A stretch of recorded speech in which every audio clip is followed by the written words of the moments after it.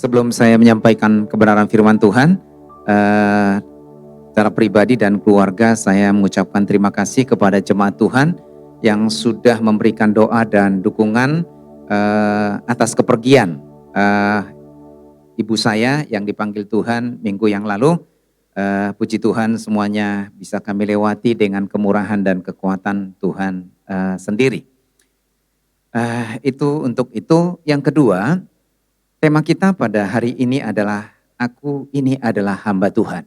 Seharusnya tema ini kita bahas pada minggu pertama, tetapi berhubung karena memang kami harus pulang, sehingga tukar dengan tema minggu lalu yang seharusnya minggu ketiga. Dan kemudian hari ini seharusnya bukan jadwal saya, karena dalam jadwal itu yang melayani adalah Pendeta Timotius Bakti Sarono. Tetapi beberapa hari yang lalu ketika saya mengingatkan, beliau berkata dia tidak memungkinkan karena satu dan lain hal. Akhirnya tukar juga dengan saya minggu depan. Ya, jadi harusnya tema ini minggu depan, jadi maju ke depan. Nah, Bapak Ibu dan Saudara yang kekasih dalam Tuhan, kalau kita memperhatikan tema ini merupakan satu pernyataan tentang status ataupun posisi seseorang. Ya, biasanya tentu kalau berbicara tentang status, maka pada umumnya itu adalah hal-hal yang mengagumkan, hal-hal yang hebat, hal-hal yang mungkin dianggap mulia, ataupun mungkin membanggakan bagi seseorang. Makanya biasanya kalau kita mengupdate status kita di media sosial, kebanyakan, mayoritas itu selalu yang bersifat positif dan membanggakan. Begitu ya Bapak Ibu ya, membanggakan. Dan kalau kita memperhatikan tema ini, maka tema ini bukan sesuatu yang menarik dan tentu tidak diharapkan oleh banyak orang dalam kehidupan mereka. Biasanya orang mengharapkan status ataupun posisi mereka adalah pimpinan, orang yang terkenal, orang yang termasyhur, dambaan, harapan, atau mungkin sesuatu yang membuat posisi mereka itu dikagumi oleh orang lain. Bahkan status ini tidak banyak disukai oleh orang-orang. Bukan saja kalangan umum atau jemaat, hamba Tuhan. Loh, kenapa saya berkata demikian? Saya berada dalam satu kelompok grup hamba-hamba Tuhan, itu baik di WA maupun dalam pertemuan-pertemuan. Jarang saya mendengar berkata, Pak Pendeta, atau bagaimana kabar hambanya? Tidak. Tetapi yang saya dengar adalah, gimana kabarnya Pak Dokter? Pak Dokter Tumanggor, Pak Dokter Feli. Tapi telinga saya Bapak Ibu merasa tidak enak mendengarkan hal itu. Kenapa kok di kalangan hamba-hamba Tuhan ada ungkapan-ungkapan ini yang tidak lagi menggambarkan posisi dari anak-anak Tuhan ataupun hamba-hamba Tuhan di hadapan Tuhan. Tetapi suka atau tidak suka, mau atau tidak mau, status hamba Tuhan itu sudah melekat pada diri kita sebagai orang-orang percaya. Tetapi juga hamba-hamba Tuhan yang dipanggil khusus untuk melayani dalam pekerjaan Tuhan. Kalau kita memperhatikan Bapak Ibu, pernyataan ini pertama kali muncul dalam perjanjian baru. Itu pada saat malaikat Gabriel menghampiri Maria yang memberitakan tentang seorang akan lahir di tengah-tengah kamu, dan dia mengatakan kepada Maria bahwa ia akan mengandung dan akan melahirkan seorang anak yang akan disebut sebagai anak Allah yang maha tinggi. Setelah terjadi perbincangan dan dialog antara Maria dengan malaikat Gabriel, lalu akhirnya dalam Lukas pasal 1 ayat 38, Maria berkata begini, sesungguhnya aku ini adalah hamba Tuhan.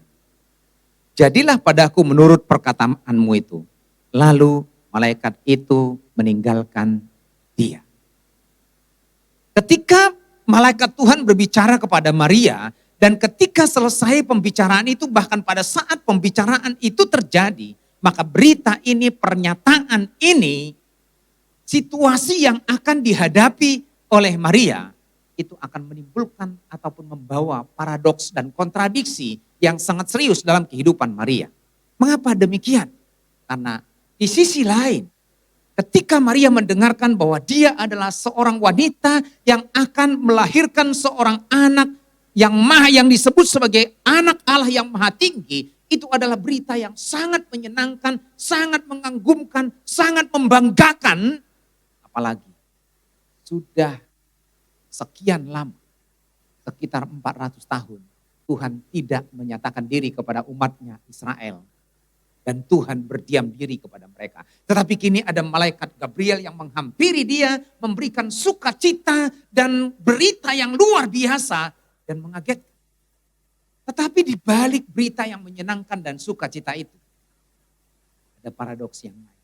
Sebab ini akan menyebabkan resiko yang sangat serius. Itu sebabnya dia berkata, bagaimana mungkin hal itu terjadi padaku? Sebab aku ini belum menikah, belum bersuami. Itu artinya kalau dia akan mengandung seorang anak, maka dia akan mengandung di luar nikah. Dan itu adalah aib bagi diri sendiri, aib bagi keluarga. Dan bahkan mungkin dia akan menghadapi hukuman yang berat dari lingkungan sekitar mereka, dari tradisi yang berlaku di kalangan orang-orang Yahudi. Bahkan dia akan mendengar bisikan-bisikan menjadi buah bibir di kalangan masyarakat. Tetapi pemahaman Maria bukan hanya berbicara tentang ego, bukan hanya berbicara tentang harga diri, bukan hanya berbicara tentang kemuliaan dunia, tetapi justru dia berpikir jauh ke depan bahwa anak yang akan dilahirkan itu akan disebut Yesus anak Allah yang akan menjadi juru selamat manusia. Dan itu sebabnya dia berkata, aku ini adalah hamba Tuhan.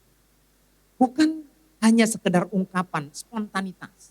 Ataupun mungkin sebutan latah dari seseorang. Orang kalau bicara tentang latah, tidak lagi berpikir apa yang positif, apa yang baik, apa yang membangun. Sebagai satu contoh Bapak Ibu, saya suka melihat orang jualan live Bapak Ibu. Dan kadang-kadang ada suaminya di situ ataupun mungkin teman-temannya. Kata-kata yang paling sering saya dengar Bapak Ibu. Dan kadang kepada suaminya bilang gini, ih goblok, anjir, anjing. Itu kata-kata itu. Anak muda, ih anjir lo, anjing. Dan lebih banyak lagi kata-kata lain dan orang sudah menjadi latah. Dan apa yang diungkapkan oleh Maria itu adalah gambaran sikap hati yang keluar dari hati yang terdalam. Dia mengatakan bahwa aku ini adalah hamba Tuhan. Dia sadar betul bahwa Tuhan adalah pemilik hidupnya dan dia berada di dalam otoritas Tuhan, kendali Tuhan, dan Tuhan berkuasa atas hidup. Itu sebabnya apapun yang Tuhan mau, apapun yang Tuhan inginkan, apapun yang Tuhan kehendaki, apapun yang Tuhan rencanakan, dia harus patuh dan mengikuti apa kata Tuhan. Bapak, Ibu, dan Saudara kekasih dalam Tuhan. Kalau berbicara tentang hamba, seorang filsuf yang sangat terkenal. Barangkali pernah mendengarkan ini, filsuf ini adalah seorang ateis bernama Friedrich Nietzsche.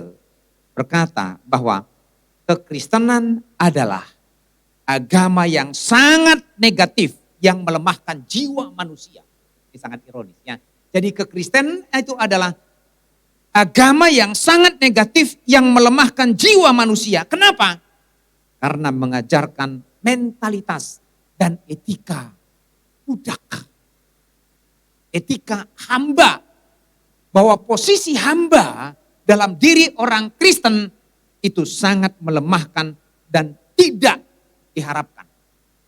Maka karena itu membuat mentalitas orang Kristen itu memiliki mentalitas seorang hamba. Dan tentu dia mengatakan ini, dia memahami ini oleh karena dia tidak mengenal Tuhan, tidak mengerti akan firman Tuhan. Tetapi memang perjalanan Friedrich Nietzsche banyak dipengaruhi oleh seorang filsuf aliran liberal oleh Richard Wagner dan Francis Schaeffer yang tidak percaya kepada. Tetapi apapun kata orang, Alkitab mencatat bahwa mereka yang ditebus oleh darah Yesus memiliki status yang baru sebagai hamba-hamba Tuhan, sebagai dolos, sebagai budak. Senada dengan apa yang diungkapkan oleh Maria kepada malaikat Gabriel, Paulus berkata juga kepada jemaat di Korintus dalam pasal 4 ayat 1. 1 Korintus 4 ayat 1. Coba kita lihat Bapak Ibu. 1 Korintus pasal 4 ayat 1. Sebenarnya topik pembacaan kita adalah 1 Korintus 4 ayat 1 sampai 5. Saya akan bacakan Bapak Ibu. Demikianlah hendaknya orang-orang memandang kami sebagai hamba-hamba Kristus. Jadi ini bukan dambaan orang. Orang kan selalu berkata begini, seharusnya orang menganggap kami itu adalah orang penting, orang punya posisi, kami adalah pemimpin, kami adalah pejabat yang harus dihargai. Tapi justru sebaliknya dia berkata, demikianlah hendaknya orang memandang kami sebagai hamba-hamba Kristus yang kepadanya dipercayakan rahasia Allah. Yang akhirnya dituntut dari pelayan-pelayan yang demikian ialah bahwa mereka ternyata dapat dipercayai. Bagiku sedikit sekali artinya, entahlah aku dihakimi oleh kamu atau oleh suatu pengadilan manusia, malahan diriku sendiri pun tidak kuhakimi. Sebab memang aku tidak sadar akan sesuatu, tetapi bukan karena itu lah aku dibenarkan oleh Dia yang menghakimi aku, ialah Tuhan. Karena itu janganlah menghakimi sebelum waktunya, yaitu sebelum Tuhan datang. Ia akan menerangi juga apa yang tersembunyi dalam kegelapan, dan ia akan memperlihatkan apa yang direncanakan dalam hati. Maka tiap-tiap orang akan menerima ujian dari Allah. Dan ini berbicara tentang status yang dimiliki oleh Rasul Paulus. Banyak orang yang meragukan dia bahwa dia adalah seorang yang dipilih Tuhan untuk menjadi rasul, dan seolah-olah dia mengangkat dirinya menjadi salah satu rasul. Padahal dia bukan dari salah satu 12 murid Tuhan Yesus. Tetapi memang Rasul Paulus tidak pernah mengangkat dirinya sebagai rasul. Yang mengangkat dia sebagai rasul adalah Yesus Kristus sendiri dalam perjumpaan pribadinya menuju perjalanan di Damsik ketika dia hendak menganiaya orang-orang percaya, mendapatkan legalitas untuk menangkap orang-orang Kristen. Nah, Rasul Paulus menyadari betul bahwa posisinya dipanggil oleh Tuhan sebagai hamba Kristus. Bahkan Bapak Ibu, di awal suratnya kepada jemaat di Roma, pasal 1 ayat 1, Rasul Paulus juga menyebut begini. Dari Paulus, ini dia menyebut dirinya sendiri. Dari Paulus, hamba Kristus Yesus, yang dipanggil menjadi rasul dan dikuduskan untuk memberitakan Injil Allah. Nah, Paulus menyadari betul makna dari kata hamba yang melekat pada dirinya, bahwa dirinya adalah seorang budak. Tidak lebih dari seorang budak yang harus mengabdikan dirinya dengan segenap hati, dengan segenap jiwa dan raganya untuk taat melakukan majikannya ataupun tuannya. Nah, sebelum kita melihat lebih jauh Bapak Ibu, pada zaman itu ada dua konsep tentang budak. Ada perbedaan konsep tentang budak bagi orang Yahudi dan bagi orang Romawi yang berkuasa atas dunia pada zaman itu. Bagi orang Yahudi tidak ada budak yang permanen. Ya, tidak ada budak yang permanen. Biasanya bagi mereka budak itu berasal dari dua sumber. Yang pertama adalah karena kalah perang, sehingga mereka dijadikan sebagai budak bagi mereka. Yang kedua adalah karena tidak dapat membayar hutang. Ya, sehingga mereka harus menjadi budak. Dan budak itu tidak punya hak atas dirinya.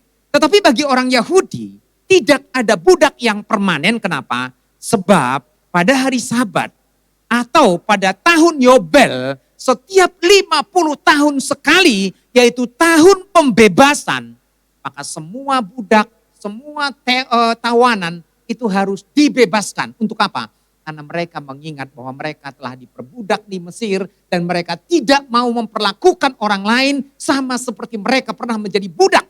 Makanya mungkin kita mendengar ada lagu ya Bapak Ibu. Pernah dengar gak lagu zaman baheula?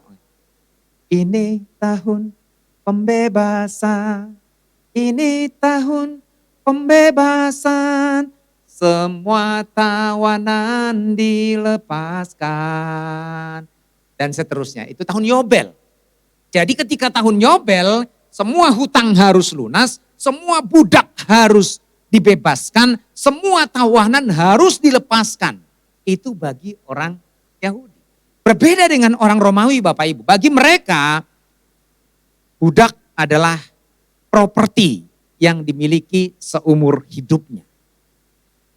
Itu sebabnya seorang juga filsuf Aristoteles mengatakan budak hanya peralatan atau properti hidup.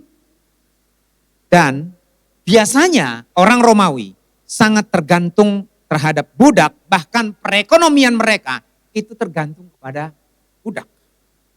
Dan mereka seringkali lebih menekankan, lebih menggunakan jasa budak dibandingkan dengan teknologi dalam perekonomian mereka pada zaman itu. Ironis ya. Ya, pengaruh budak itu, kehadiran budak itu begitu besar bagi mereka. Tetapi ini buat mereka, budak itu adalah status permanen dalam kehidupan mereka, hanya sebagai properti. Mereka hanya dibebaskan kalau ada orang lain yang membayarnya dan membebaskannya. Nah, dalam konsep tradisi orang Yahudi tadi, bisa saja seorang budak itu permanen kalau pada saat dia dibebaskan, karena dia merasa nyaman, dia merasa ada utang budi, dia tidak mau bebas. Dan dia tetap mengabdikan diri kepada tuannya menjadi budak. Itu pengecualian. Ya. Nah, lalu bagaimana dengan kita Bapak Ibu dan Saudara kekasih dalam Tuhan? Kalau kita menganalisa Alkitab dari perjanjian baru dari awal sampai akhir, Alkitab mencatat bahwa dahulu kita ini adalah hamba dosa, diperbudak oleh dosa, tetapi syukur kepada Allah yang maha besar dan maha kasih itu yang telah menebus kita dari dosa dan memerdekakan kita dari kutuk dan maut. Seharusnya kita ini adalah hamba dosa, budak dosa, tetapi Kristus telah membayar dosa-dosa kita, menanggung hukuman yang seharusnya kita tanggung, maka kita adalah menjadi orang-orang merdeka. Nanti Bapak Ibu bisa cari di Alkitab itu banyak, itu pernyataan kalimat doktrin yang sangat penting. Ya, bahwa dahulu kita adalah hamba dosa, diperbudak oleh dosa, dan upah dosa adalah maut. Tetapi oleh karena penebusan darah Yesus di atas kayu salib, maka kita telah ditebus dari dosa. Dosa kita enggak ditebus Bapak Ibu ya. Dosa kita dibayar, kita ditebus dari dosa, dan kita dimerdekakan dari perbudakan atas dosa, dan kasih karunia Allah ialah hidup yang kekal dalam Kristus Yesus Tuhan kita. Nah, saya tidak akan panjangkan hal ini Bapak Ibu, tetapi kita akan melihat di sini bahwa kalau kita adalah hamba Tuhan, maka kita adalah budak-budaknya Tuhan dan budak kebenaran. Tidak hanya pendeta, tidak hanya punya status keagamaan dalam kekristenan, tetapi semua orang percaya. Saya mau tanya dulu Bapak Ibu. Bapak Ibu merasa sudah ditebus oleh darah Yesus belum? Sudah menjadi milik Kristus belum? Kalau Bapak Ibu sudah dibayar dosa-dosanya, dosanya sudah ditanggung oleh Kristus, ditebus oleh darah Yesus, maka kita adalah hamba-hamba Kristus. Dan kalau kita adalah hamba-hamba Kristus, maka kita adalah milik Kristus sepenuhnya, seutuhnya, dan Tuhan berotoritas atas kehidupan kita secara penuh. Amin. Masa iya? Kayaknya ini berat banget ya. Lalu gue mau kemana? Gue siapa? Ya kan? Enak banget gitu. Ya. Tetapi suka atau tidak suka, sadar atau tidak sadar, ketika kita sudah mengalami penebusan oleh darah Kristus, yang terjadi hal yang pertama adalah kita adalah hamba-hamba Kristus. Kita adalah milik Kristus. Ya. Coba kita lihat Bapak Ibu, Roma 6 ayat 18 sampai 22. Roma 6 ayat 18 sampai 22. Saya bacakan ya Bapak Ibu. Roma 6 ayat 18 sampai 20 ayat 18 dan 22. Saya bacakan. Kamu telah dimerdekakan dari dosa dan menjadi hamba kebenaran. Ayat 22. Tetapi sekarang setelah kamu dimerdekakan dari dosa dan setelah kamu menjadi hamba Allah, kamu beroleh buah yang membawa kamu kepada pengudusan dan segala kesudahannya lah hidup yang kekal. Jadi di sini dikatakan bahwa kamu telah dibebaskan dari dosa sehingga bukan lagi menjadi hamba dosa. Sebab dikatakan dalam ayat 20, sebab waktu kamu hamba dosa, kamu bebas dari kebenaran. Tetapi ketika kamu menjadi hamba Kristus, maka kamu hidup dalam kebenaran. Ya, hidup dalam kebenaran. Nah, kalau kita ini adalah hamba-hamba Kristus, artinya sama seperti apa yang terjadi dalam perbudakan dalam perjanjian lama, bahkan zaman Romawi pada waktu itu, maka kita adalah milik Kristus sepenuhnya. Nah, kalau kita milik Kristus sepenuhnya, maka kita tidak lagi berkuasa atas diri kita, termasuk apa yang kita punya. Betul ya Bapak Ibu ya? Jadi kalau seorang hamba, seorang budak, tidak lagi berhak atas dirinya sendiri, tidak ada lagi masa depan untuk pribadinya, tidak ada jabatan apapun untuk dirinya, karena dia memiliki status sebagai hamba dan tuannya berotoritas atas dirinya. Dan itu sebabnya seorang budak ataupun seorang hamba tidak boleh mengabdi kepada dua tuan pada zaman itu. Nggak ada boleh mengabdi kepada dua tuan ataupun dua majikan. Tetapi sekarang ini banyak orang Kristen masih mengabdi kepada dua tuan ataupun dua majikan. Mungkin tuannya itu bisa manusia, mungkin tuannya itu bisa hobi, ataupun mungkin kuasa kegelapan. Ya, itu bisa menjadi tuan kan atas kehidupan. Atau bisa uang. Kita bisa karena Alkitab juga mengatakan jangan menjadi hamba uang. Jangan diperbudak oleh uang. Jangan dikuasai oleh uang. Uang memang penting sebagai alat tukar, tetapi uang itu adalah akar dari segala kejahatan.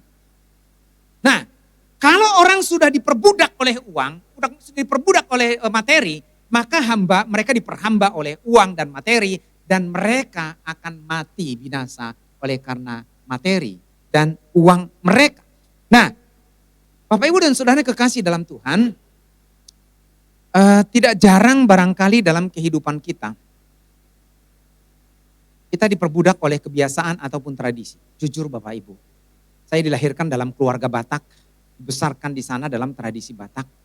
Tetapi memang ada hal-hal yang menurut saya kadang-kadang terlalu berlebihan. Contoh Bapak Ibu, ini saya baru mengalamin. Ibu saya meninggal dalam posisi sahur matua. Saya tidak tahu persis umurnya 96 sampai 9 atau 98. Menurut ibu saya waktu itu bilang dia harusnya tahun ini 98 dari perhitungannya. Tapi kalau dilihat dari KTP-nya, kan KTP zaman dulu kan nembak.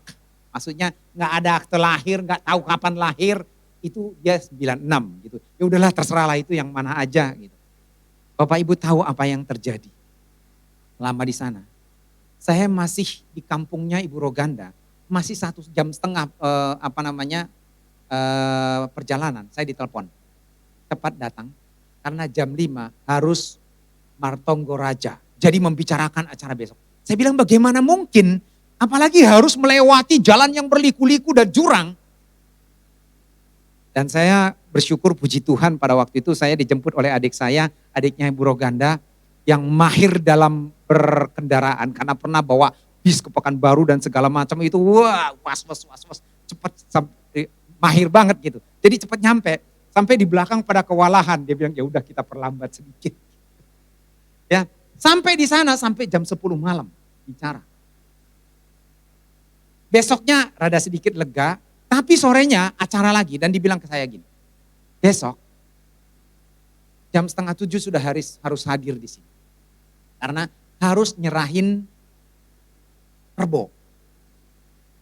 Padahal saya baru pulang itu jam setengah 12. Masih bikin tulisan macam-macam riwayat hidup ibu saya. Datanglah saya bawa Bapak Ibu jam 7 kurang, udah saya kejar-kejar anak-anak saya. Jam 7 kurang seperempat. Ternyata adik saya sudah dibangunin jam 4 pagi katanya untuk serah terima kerbau.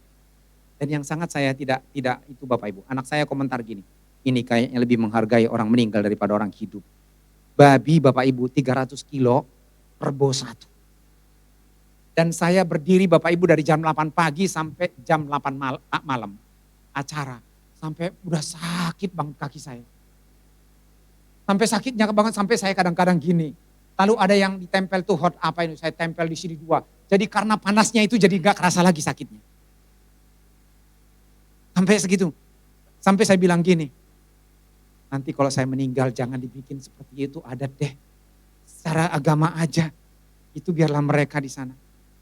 Belum lagi Bapak Ibu, karena ibu saya tidak dimakamkan di pemakaman umum, itu ada lagi acara potong babi lagi. Ada gini-gini di situ, kepala-kepala. Aduh, kadang-kadang mereka diperbudak oleh apa ya, tradisi harusnya bisa dibuat simpel gitu, lebih sederhana. Nggak usah ngomong semua kalangan, omongannya satu, itu.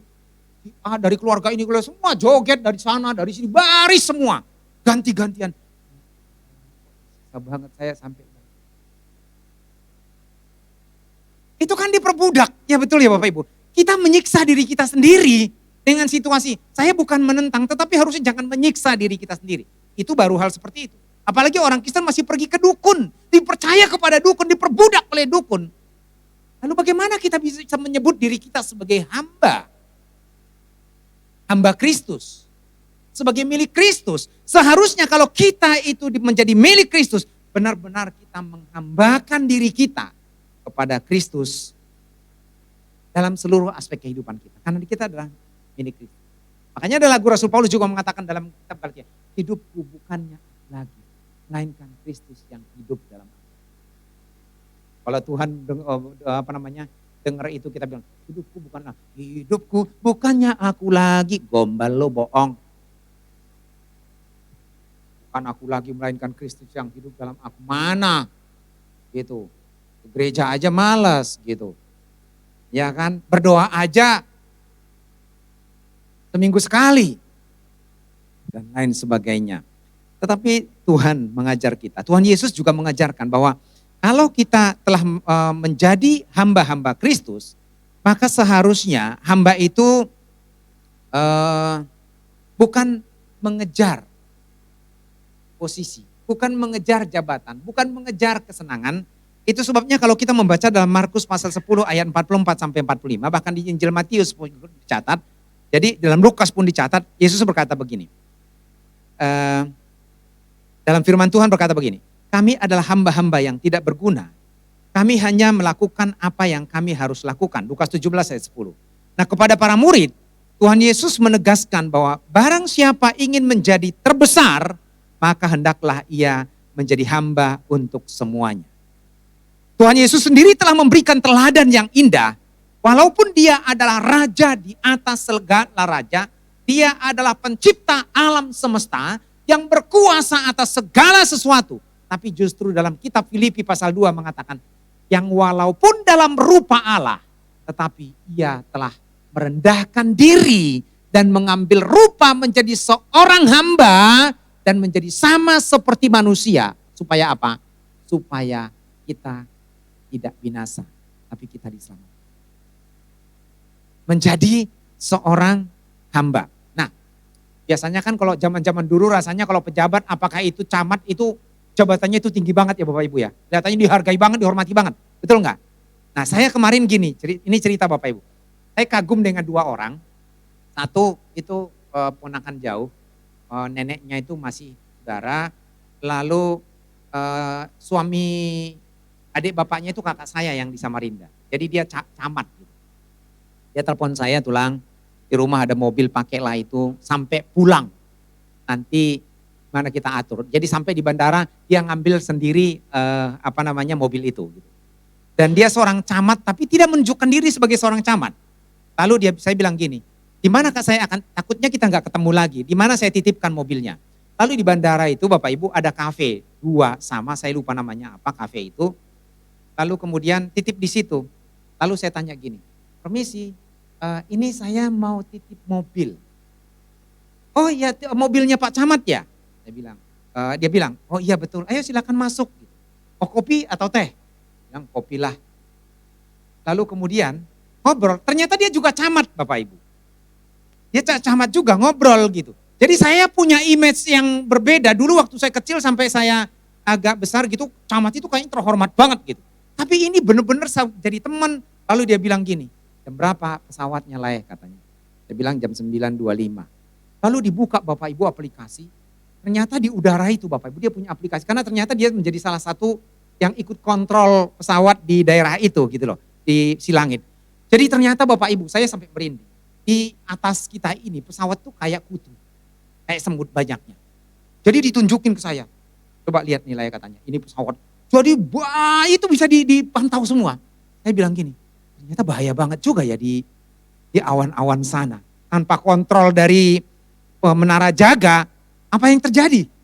Jadi itu kayak kutu pesawat Bapak Ibu. Banyak banget di mana-mana gitu. Wow, saya baru pernah tahu seperti itu. Tapi yang saya mau garis bawahi adalah walaupun dia punya jabatan mungkin daerah itu dia dan cukup dihormati, tapi dia menempatkan dirinya bukan sebagai pejabat. Nah, ini manusia, tetapi Allah yang maha tinggi yang sudah datang ke dalam dunia, ya Yesus menempatkan diri, mengambil rupa menjadi seorang hamba. Jadi yang pertama adalah kita ini semua adalah milik Kristus dan dijadikan sebagai hamba. Dan kalau kita menjadi hamba, maka kita jadi miliknya. Yang kedua, seorang hamba itu bebas dari sikap egois atau mementingkan diri sendiri. Coba kita lihat Bapak Ibu sejenak 2 Korintus pasal 4 ayat 5. 2 Korintus pasal 4 ayat 5 saya bacakan.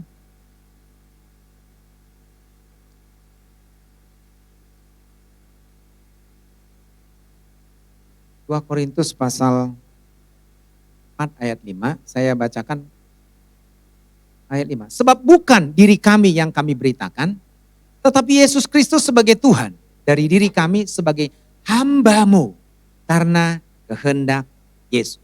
Jadi Rasul Paulus mau mengakui di hadapan Tuhan bahwa ketika dia dipanggil untuk melayani, ketika dia terpanggil sebagai anak Tuhan menjadi sebagai hamba Tuhan, maka bagi dia yang harus dilakukan adalah bukan pentingan dirinya, bukan tujuan hidupnya, bukan mimpi-mimpinya, bukan harapan-harapannya. Tetapi yang dilakukan adalah memberitakan tentang Yesus karena dia adalah hamba Tuhan.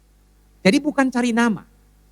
Ya, bukan cari nama. Nah, kalau kita memperhatikan Bapak Ibu dan Saudara kekasih dalam Tuhan, biasanya kalau pada zaman ini orang kan lebih suka cari nama ya. Dalam posisi apapun mereka, biasanya mereka suka cari nama. Supaya apa? Supaya dihargai, supaya dihormati. Bahkan yang bukan tempat duduk mereka pun biasanya mereka duduki. Yang penting gue bisa seneng, yang penting gue bisa bahagia, nyaman begitu kan. Gak peduli dengan orang lain. Yang penting apa yang menjadi harapan saya, apa yang menjadi keinginan saya, apa yang menjadi tujuan saya tercapai, dan yang lain gak peduli.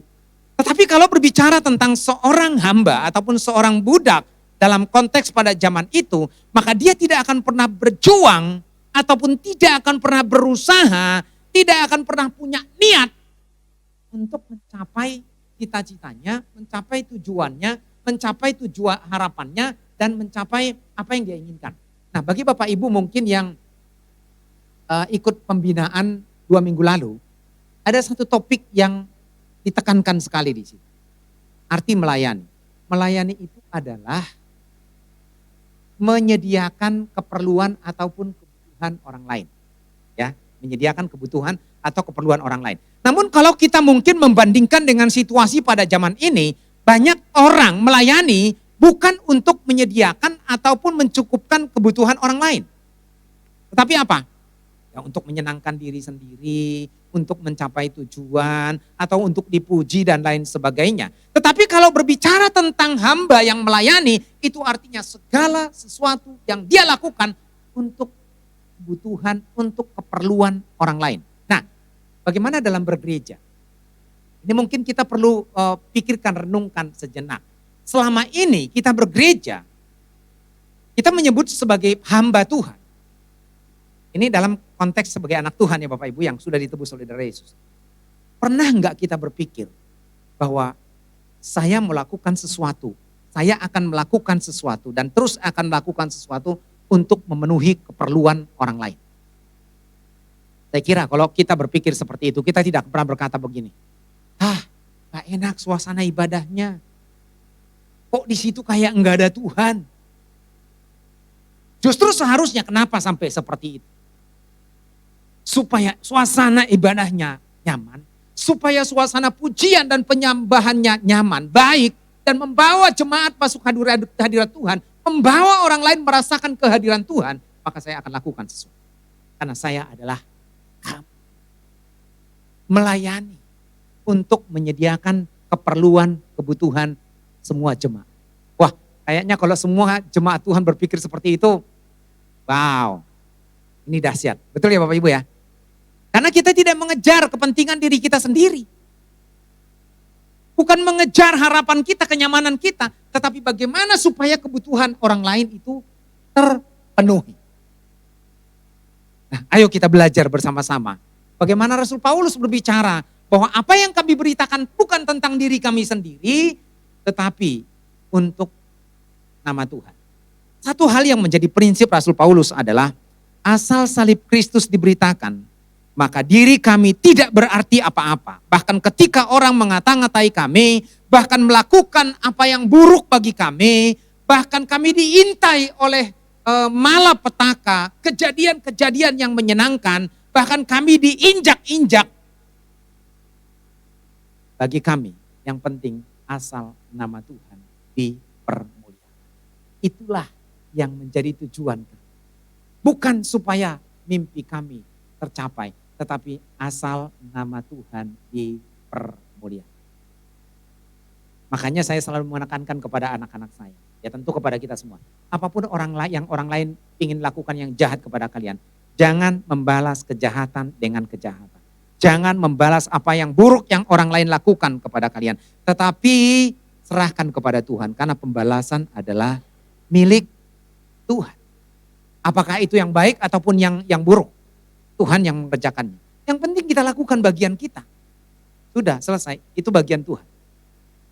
Jadi kembali Rasul Paulus menekankan apapun yang terjadi, asal nama Tuhan dipermuliakan, kami akan lakukan. Yang ketiga, kita kembali Bapak Ibu ke pembacaan kita tadi dalam 1 Korintus pasal yang keempat. 1 Korintus pasal yang keempat. Oke, saya bacakan lagi. Yang akhirnya dituntut dari kami pelayanan-pelayanan yang demikian ialah bahwa mereka ternyata dapat dipercayai. Ayat 1. Demikianlah hendaknya orang memandang kami sebagai hamba-hamba Kristus yang kepadanya dipercayakan rahasia Allah. Poin yang ketiga adalah menjadi seorang hamba Kristus adalah mereka yang berintegritas. Mereka yang dapat dipercaya. Ya. Mereka yang dipercaya itu adalah mereka yang punya integritas. Orang berintegritas itu adalah orang yang mengucapkan kata-kata lalu dilakukan. Ya, betul ya Bapak Ibu ya. Bisa dipercayai, diberikan tanggung jawab, maka tanggung jawab itu dipertanggungjawabkan sepenuhnya. Diberikan kepercayaan, maka kepercayaan itu dijaga seutuhnya sehingga dia bisa disebut sebagai orang yang dapat dipercaya. Nah, rasanya mungkin kalau kita membandingkan di negeri kita, ya, di negeri kita itu kalau kita pergi ke kantor-kantor pemerintah, biasanya kebanyakan mereka main game. Nggak tahu sekarang, kalau dulu seperti itu, main game. Dan kalau mereka mau mengerjakan sesuatu untuk rakyat, harus ada cuan. Ya, harus ada uang. Nah begitu. Dan kalau menemukan barang orang, ya umpet-umpetin gitu kan. Nah, orang yang berintegritas tidak seperti itu. Ada tuannya atau tidak ada tuannya, ada pimpinan atau tidak ada pimpinan, dia tetap melakukan tanggung jawabnya dengan baik. Dia harus menjadi orang yang dipercaya dan apa yang bukan miliknya dia tidak akan pernah ambil. Apa yang bukan menjadi haknya dia tidak akan pernah ambil. Apalagi budak itu tidak punya hak atas dirinya sendiri. Nah, Bapak Ibu ada yang lucu. Sebelum Lebaran, kami pergi ke Bandung Bapak Ibu sejenak. Ya, supaya saya tidak mau pergi kemana-mana pada saat pas Lebaran dan beberapa hari itu gitu. Jadi sebelum itu kami pergi ke Bandung. Lalu kami pergi ke satu tempat wisata Bapak Ibu. Biasakan kalau orang Indonesia salah satu dimanapun kapanpun jangan ketinggalan foto. Walaupun mungkin ada ketinggalan yang lain. Gitu kan. Yang penting fotonya jangan ketinggalan. Betul ya Bapak Ibu ya? Apa-apa. Asal jangan satu tempat itu 70 foto. Ada loh seperti itu. Diposting lagi di apa namanya di media sosial. Jadi 70 itu mungkin tempatnya sama. Cuma bentuk badannya yang beda, Deng. Gitu-gitu kan. Dia itu 70 gitu. Nah, jadi pada saat kami berada di satu tempat ada spotnya di situ. Lalu ya biasalah kita juga kadang-kadang kepingin dipoto. Istri saya itu pingin dipoto gitu. Saya lupa Benaya atau siapa yang foto. Lalu saya ngelihat dompet Bapak Ibu segepok gede gitu. Iya ada dompet gitu. Ada dompet. Saya lihat ada kartu apa segala macam. Kartu kredit aja kayaknya lebih dari 4 di situ. Nah, lalu kemudian karena waktu itu memang selesai hujan deras, kita pergi ke tempat terakhir yang ada angkutan gini. Lalu saya baca namanya Matius Bapak Ibu. Berarti ini orang Kristen juga. Lalu saya pengumuman gini. Di situ banyak nongkrong ibu-ibu, bapak-bapak, pemuda segala macam karena nunggu giliran untuk diangkut bis. Bapak Ibu, saya bilang, apakah di sini ada yang namanya Matius? Lalu kemudian tiba-tiba datang udah naik di mobil antar jemput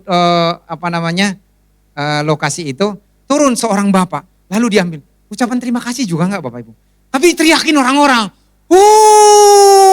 gitu, semua neriakin, saya diam aja gitu. Lalu banyak omongan-omongan gitu. Wah ternyata masih ada orang seperti ini ya. Saya pikir biasa aja gitu, memang seharusnya yang bukan miliknya kita bukan. Kok masih bisa ketemu ya orang begini ya, macam-macam. Saya diam aja. Nah kini giliran kami Bapak Ibu. Pulang ke Bandung, bongkar-bongkar, ternyata dompetnya Benaya nggak ketemu Bapak Ibu. Dia titip ke saya waktu dari sini, dia titip dompet. Saya nggak tahu gimana ceritanya, dompet itu nggak ada. Saya bongkar di mobil segala macam nggak ada. Padahal waktu keluar dari hotel, itu saya sudah bongkarin, bahkan 2 kali saya balik ke kamar. Ini di mana ya? Lalu teleponlah ke hotel. Kebetulan hotel ini adalah milik dari anak sekolah minggu saya dulu di Bandung. Jadi dia jadi pemilik hotel. Ditelepon istri saya lah ke bagian resepsionis di hotel itu. Apakah ada ketemu dompet? Oh iya betul. Atas nama Benaya Rafael Tumanggor. Gimana ceritanya ini ya? Gimana caranya ya supaya bisa, karena Benaya mau ke Surabaya, ke Malang. Lalu saya telepon pemilik hotelnya. Saya bilang ini ada ketinggalan. Oh ya udah nanti saya ke hotel mampir gitu. Nanti hari Senin kami pulang kalau nggak salah Jumat. Nanti hari Senin saya ke Jakarta, kita ketemu Kak di di Sudirman gitu. Oke, yang saya pikirkan di sini salah satu adalah tabur tuai. Ada 2 di sini. Masalah kepercayaan atau integritas. Yang kedua adalah tabur tuai. Kalau sampai saya ambil dompetnya mungkin saya buang. Ada kan orang seperti itu kan? Ataupun mungkin saya ambil duitnya. Membuat orang itu kan susah. Ya, tapi saya coba kasih. Saya cari orangnya walaupun harus dengan teriak-teriak. Dengan banyak orang, pengumuman. Siapa yang namanya Matius? Gitu. Nah, tapi akhirnya kita ketinggalin dompet juga, ternyata ketemu semua gitu. Ya. Nah, yang kita garis bawahi tadi di sini adalah mereka yang layak dipercaya. Mereka yang layak dianggap jujur, berintegritas. Dan seorang hamba memang seharusnya begitu. Layak untuk dipercaya untuk berbagai situasi dan keadaan. Saya tidak panjangkan Bapak Ibu, biasanya khotbah saya panjang-panjang ya Bapak Ibu ya. Yang keempat ya Bapak Ibu ya, terakhir saja deh. Yang keempat, seorang hamba itu selalu siap melayani. Siap melayani. Dalam Markus pasal 10 ayat 35 sampai 38, Tuhan Yesus pernah menegur Yakobus dan Yohanes. Yohanes itu adalah orang yang paling dikasihi oleh Tuhan Yesus. Kok yang dikasihi bisa ditegur? Kan banyak orang berpikir bahwa kalau dia orang yang dikasihi nggak akan pada ditegur, betul ya? Salah. Kadang-kadang banyak juga anak berpikir kalau orang tua sayang maka tidak pernah dimarahin, tidak pernah ditegur, tidak pernah dihukum. Salah. Justru Alkitab mengatakan bahwa orang tua mendidik anaknya dengan keras. Bahkan Tuhan pun mendidik anak-anaknya kadang-kadang dengan cara yang keras. Bahkan dengan hukuman. Ya. Nah, waktu itu, jadi ini ada dua versi. Di Injil Markus dan Matius. Injil Markus dan Lukas. Satu versi cuma Yakobus dan Yohanes datang kepada Tuhan. Mereka mengatakan begini, Guru, nanti tempatkan kami satu di sisi kanan, satu di sisi kiri. Jadi tangan kanan pejabat, tangan kiri ya nggak tahu lah. Pokoknya orang kepercayaan lah. Lalu di bagian lain, Injil lain dikatakan Yohanes dan Yakobus itu datang dengan ibunya. Ya, datang dengan ibunya, lalu berkata supaya nanti dua anaknya ini ditempatkan di tempat yang penting bagi mereka. Lalu apa yang dikatakan Yesus? Tadi saya singgung depan. Barang siapa ingin menjadi yang terkemuka di antara kamu, hendaklah ia menjadi hamba untuk semuanya. Karena anak manusia juga datang bukan untuk dilayani, melainkan untuk melayani. Alkitab berulang kali, khususnya dalam perjanjian lama mengatakan, layanilah seorang akan yang lain. Tidak dikatakan duduklah sebagai tuan atau sebagai tamu. Tetapi selalu dikatakan kamu adalah hamba-hamba Kristus, kamu harus melayani satu dengan yang lain. Bukan untuk mencari pujian, tetapi justru seorang hamba harus selalu siap untuk melayani apapun. Mungkin saya bercerita ini pernah saya ceritakan, tetapi ini saya ya memang hidup saya seperti itu gitu ya. Jadi saya pernah membawa rombongan Katolik 45 orang, kalau nggak salah itu hanya 8 orang Protestan. Jadi selebihnya itu Katolik. Jadi ada satu romo bersama dengan kami. Jadi saya sebagai pendeta dan terus kemudian dia sebagai romonya, pembimbing rohani Katolik. Lalu kemudian pada saat di Yardenit, Sungai Yordan, biasanya kan orang berpikir gini, kalau belum dibaptis, yang pergi ke Israel, kalau belum dibaptis di Sungai Yordan, belum abdol gitu kan. Padahal sebenarnya mau dibaptis dimanapun, mau di Ciliwung asal itu bersih, mau di kolam renang, mau di gereja itu sami mawon, ya kan. Yang penting itu adalah sebagai tanda pertobatan dan ketaatan kita kepada Tuhan. Ya, jadi bahkan ada di sana itu, mari kita nyemplungkan diri dalam nama Tuhan Yesus baptis sendiri. Ada yang seperti itu. Nah ketika sampai di sana, yang dari Katolik itu pada datang ke saya. Mereka bilang gini, Pak kami mau dibaptis oleh Bapak. Loh kenapa? Saya bilang kayak gitu. Kami gak mau sama Romo. Saya bilang gak bisa begitu, saya bilang. Karena ada Romonya. Saya bilang kayak gitu. Gak bisa Pak gitu. Tapi saya kemudian ngomong ke mereka. Gimana perasaan dia? Kok mereka kok saya yang baptis? Dan caranya juga kan beda. Orang Kristen nyemplung. Kalau itu kan cuma ikepret. Ya kan. Nah itu salah satu. Kenapa sampai seperti itu? Lalu ada satu komen begini. Ini Pak Walman kadang jadi tour leader, kadang jadi pendeta, kadang jadi pedagang asongan, kadang jadi penuntun orang buta, gitu. Emang kenapa Bu? Saya bilang. Jadi memang ya supaya rapi semuanya. Maksudnya kalau di pihak travel kan biasanya ngasih minum cuma pada waktu makan doang, 3 kali sehari. Selebihnya kan kalau kurang beli sendiri, tuh kan. Cuma supir biasanya nyediain kayak pendingin air minum di bus. Mereka harus beli. Jadi daripada rame-rame Bapak Ibu kos itu semuanya, ya udah Bapak Ibu duduk di situ. Siapa yang mau minum? Ya udah, 1, 2, 3, 4, 5, 6, 7 saya ambil. Nih duitnya mana? Saya kutip, saya kasih ke supir. Lalu kadang-kadang apalagi di Bethlehem Bapak Ibu, ribet banget, banyak pencuri juga. Ada di sana copet suci. Yerusalem tua juga. Jangan pikir di Yerusalem gak ada copet ya, di mana-mana ya ada copet. Sekarang kota suci juga ada copet suci. Ya makanya selalu saya bilang hati-hati Bapak Ibu, jangan tasnya taruh di belakang. Gitu. Nah, lalu di Bethlehem itu biasanya banyak orang, ada toko Kristen. Ada pedagang asongan di luar banyak banget. Ada yang tas, ada yang topi, ada yang kaos, ada yang gantungan kunci. Saya bilang Bapak Ibu diam di situ, di bus. Jangan sampai nanti Bapak Ibu ribet semuanya kecopetan juga. Siapa yang mau kalung? Angkat tangan. 1, 2, 3 saya ambil kalung, duitnya mana? Siapa yang mau topi? Saya. 1, 2, 3 itu tuh topi, bayar. Saya bayarin. Siapa yang mau slayer? Pasmina? Saya layanin mereka semua. Ya. Jadi saya menempatkan diri ya untuk melayani. Bukan untuk diri saya sendiri, tetapi untuk kepentingan semua orang. Kenapa saya bilang untuk kepentingan semua? Bisa dibayangkan kalau di bus pada turun semuanya ketemu pedagang asongan. Berapa lama akan selesai? Berapa duit akan hilang juga, salah tuker dan lain sebagainya. Mungkin ada copet juga dan berantakan.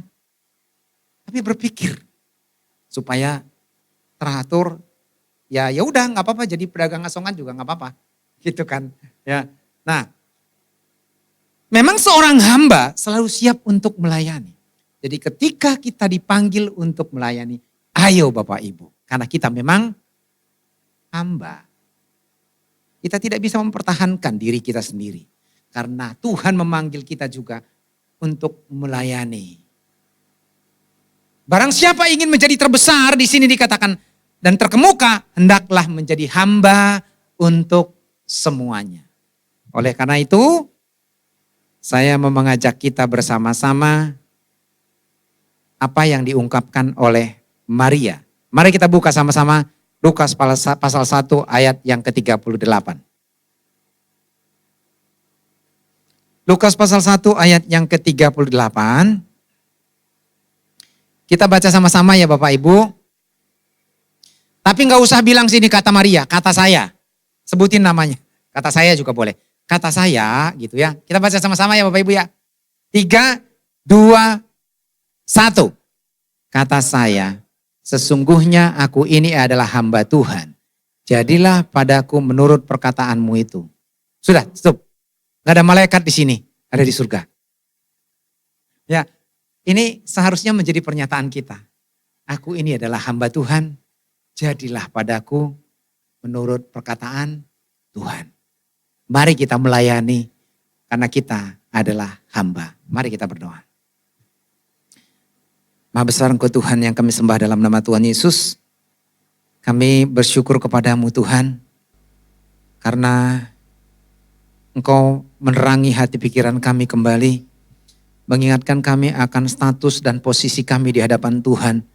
Bahwa Tuhan telah memanggil kami, Tuhan telah memilih kami, Tuhan telah menebus kami menjadi hamba-hamba, menjadi pelayan-pelayan di hadapan Tuhan. Sehingga kami akan taat kepada Tuhan yang menjadi Tuhan atas kehidupan kami, yaitu Tuhan sendiri yang telah menyelamatkan kami.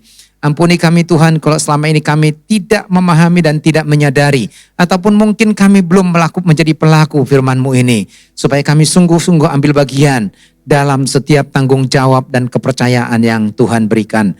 Terima kasih Tuhan, dalam nama Tuhan Yesus kami berdoa. Amin.